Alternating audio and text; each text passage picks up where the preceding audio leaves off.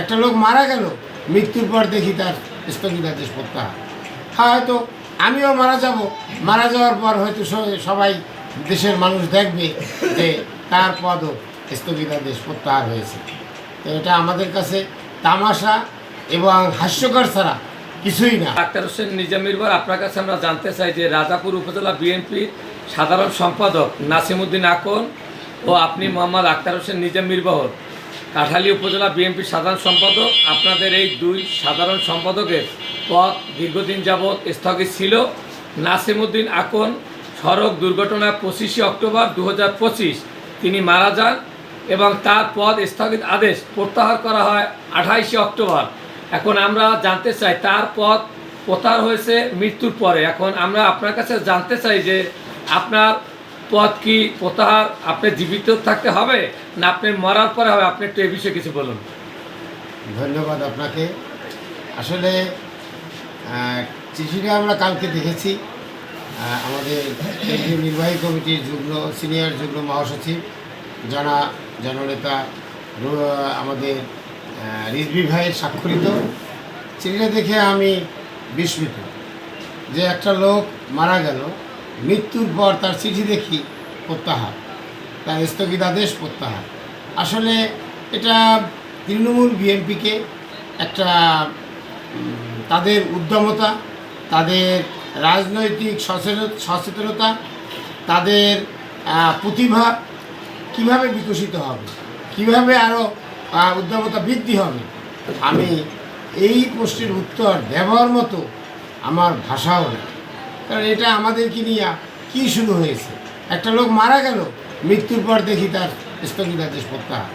হয়তো আমিও মারা যাব, মারা যাওয়ার পর হয়তো সবাই দেশের মানুষ দেখবে যে তার পদও স্থগিতাদেশ প্রত্যাহার হয়েছে।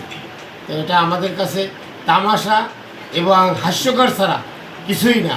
আজকে কাঠালিয়া রাজাপুরে তৃণমূলের বিএনপির নেতৃবৃন্দ এটা নিয়ে অনেক তাদের মনোকষ্ট যে এভাবে কেন হয়।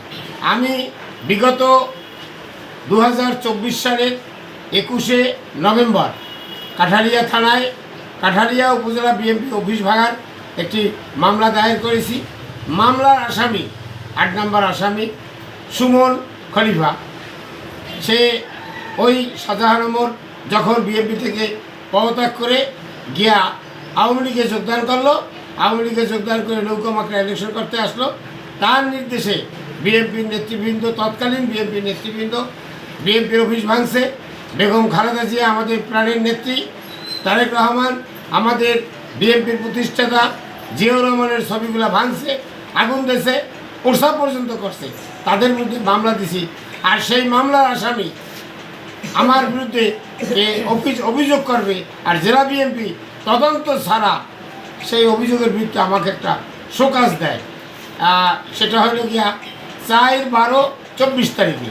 আমি 5/12 তারিখে জেলা বিএনপির নিকটে আমার সমাজের জবাব দিয়েছি এবং উপযুক্ত জবাব দিয়েছি।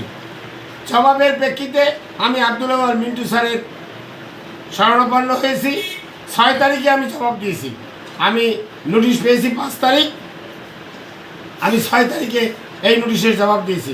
7 তারিখ আমাদের বিভাগীয় সাংগঠনিক টিমের প্রধান জননেতা এবং বিএনপির কেন্দ্রীয় নির্বাহী কমিটির ভাইস চেয়ারম্যান জনাব আব্দুল আওয়াল মিন্টু স্যারের কাছে আমি আমার অভিযোগ দায়ের করেছি।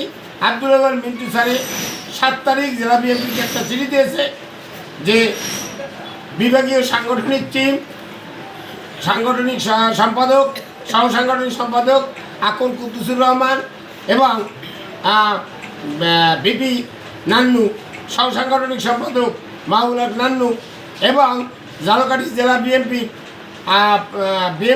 সম্মেলন প্রস্তুত কমিটির আহ্বায়ক আমাদের প্রিয় নেতা হায়দার আলী লেনিন এর তদন্তের প্রতিবেদন না পাওয়া পর্যন্ত আমার বিরুদ্ধে কোনো প্রকার কোনো সিদ্ধান্ত দেওয়া যাবে না।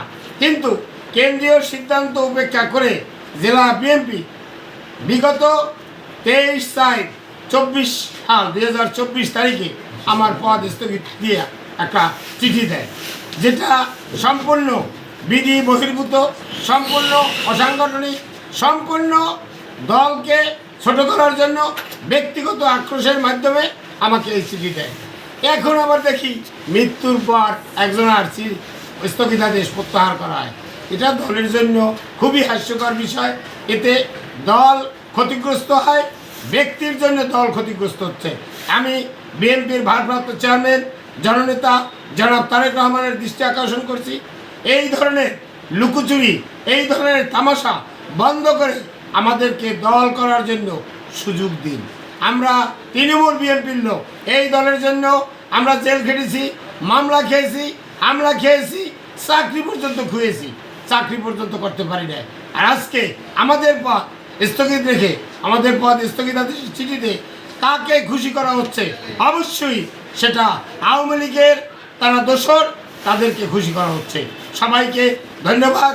আমি আশা করব অস্ত্রী জেলা বিএনপি আমার স্থগিতাদেশ প্রত্যাহার করে আমার পদ পুনর্বহালের নির্দেশ দেবেন। ধন্যবাদ আপনাদেরকে।